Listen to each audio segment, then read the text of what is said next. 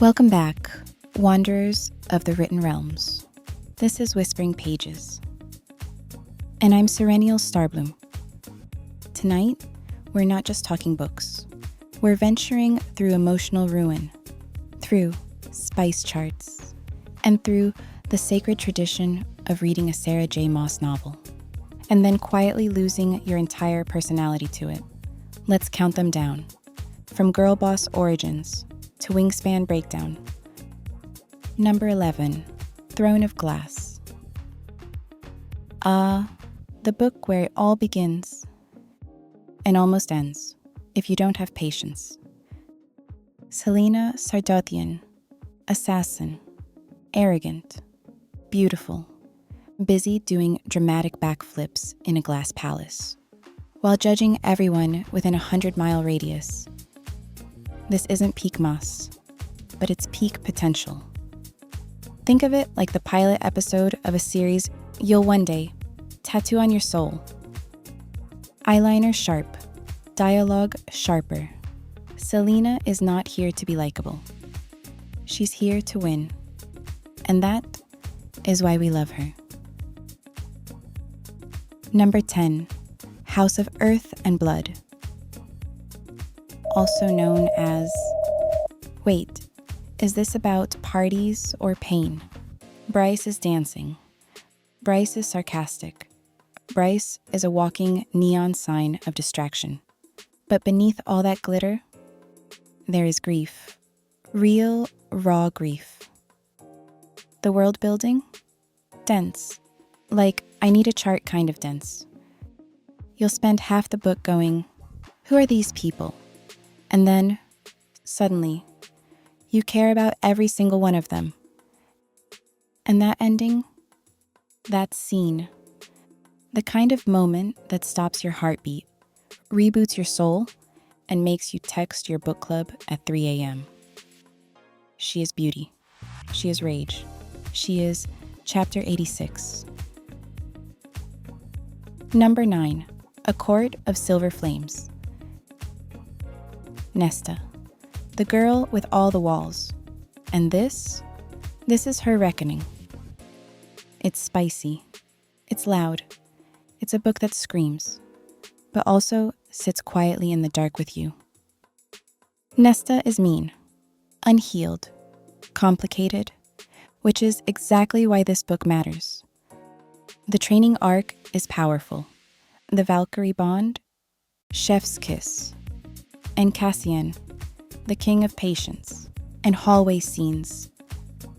Silver Flames is therapy, but with swords and stairs. So many stairs. Number 8, Tower of Dawn. Kale. The character most readers either skipped or needed time to forgive. But in this book, he finally gets space. It's not loud. It's not flashy. It's healing. Kale's broken. Literally. Emotionally. Spiritually. And so is everyone else in this city of glass and sand. But it's here, in a warm, golden land, far from war, that he starts to walk again. And maybe love again. You think it's a side quest. It's not. It's a soul quest. Number 7, A Court of Thorns and Roses. Fair. A mortal with a bow, and 0 qualifications to be in a fey kingdom. Yet here we are. She's dropped into the spring court, where everyone wears masks. And I don't just mean fashion. There's beauty, there's danger, there's Tamlin, and there's a lot of red flags pretending to be roses. The pacing? Slow. The world? Still forming. The spice? Intro level. But the setup? Masterful. ACOTAR is the hallway. The next books? They're the door. And you're about to walk through it, willingly. Number 6, Queen of Shadows. This one's for the girls, gays, and battle strategists. Aylin walks in, flips her cloak, and commands the plot like it's her army. It's political. It's fiery. It's got so many characters reuniting. It feels like a fantasy reunion tour. And don't even get me started on Lysandra. That girl said, "I shapeshift and I serve looks." Yes. Yes, she does. It's a satisfying book. We're not surviving anymore. We're winning book. Plot twists land like daggers. And you'll cheer out loud more than once, which is saying something for introverted fantasy readers. Number 5, House of Sky and Breath. You thought you understood the world. You thought you were safe. Sarah J. Maas said, "Let me just shatter the fabric of your reality real quick." House of Sky and Breath is dense, dangerous, delicious, and absolutely unhinged in the final act. There's Hunt, there's Bryce, there's angels and secrets, and coffee shops with magical Wi-Fi. There's a moment, and I won't spoil it, but you'll know it when you scream, out loud, into a pillow, with trembling hands. And when it ends, you'll just sit there, staring, whispering, "I'm not okay." Number 4, Empire of Storms. Empire of Storms is not subtle. It enters the room with war drums, fireballs, and about 14 dramatic slow-motion moments per chapter. This is Aylin at full throttle, powerful, brilliant, exhausted, and somehow still romantic, even while cities burn. The stakes, higher than wyverns. The ending, illegal. Someone call the trauma police. This book moves. Plot twists hit like lightning. And the final chapters? Let's just say you'll need silence, snacks, and a place to scream. Number 3, The Assassin's Blade. They said it was just a novella collection. They lied. The Assassin's Blade is a prequel, but it hits like a finale.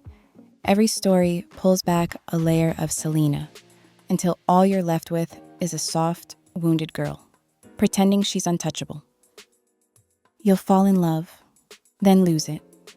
You'll feel hope, then watch it fall apart in front of you. There's something about watching a character's heart break when you already know where she ends up. It adds weight, and grief, and a tenderness that sticks. Number 2, Air of Fire. This is the breaking point, the quiet book, the slow burn of identity coming undone. Kalaina is gone, and in her ashes, Aylin begins. Air of Fire doesn't rush you. It lingers, in grief, in silence, in snow, and sometimes in Rowan's judgmental side-eye. It's not action-packed at first, but it matters. Every page is a whisper, every scene, a ritual of becoming. By the time you close this book, you'll be changed. So will she, and that's the point. Number 1, A Court of Mist and Fury. There's fantasy, and then there's this. A Court of Mist and Fury is the blueprint for trauma, for recovery, for enemies to lovers, to emotional devastation, to healing. Fair is broken, but she doesn't stay that way. Rhys-San is patient, but not perfect, and together, they find a kind of magic that isn't just sparkles and wings. It's softness, safety, space to breathe again. This is where everything shifts. The writing sharpens, the world expands, and your soul, yeah, it's gone. You won't just love this book, you'll carry it with you, in your dreams, in your standards, in your darkest hours. And that, my fellow readers, was the journey. From glass castles to starlit cities, from broken girls to fire-breathing queens, Sarah J. Maas gave us books that burn and heal in equal measure. So tell me, which book wrecked you the most?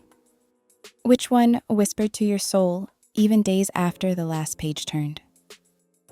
If this list made you feel seen, ruined, or deeply comforted, you know what to do. Like, subscribe, leave your favorite quote in the comments. I'll be here in the next whisper with tea, a stack of unread books, and 1,000 unhealed emotions. Until then, keep your bookmarks close, your swords enchanted, and your book hangovers as dramatic as your favorite Fae prince. This has been Whispering Pages with Sereniel Starbloom. Good night.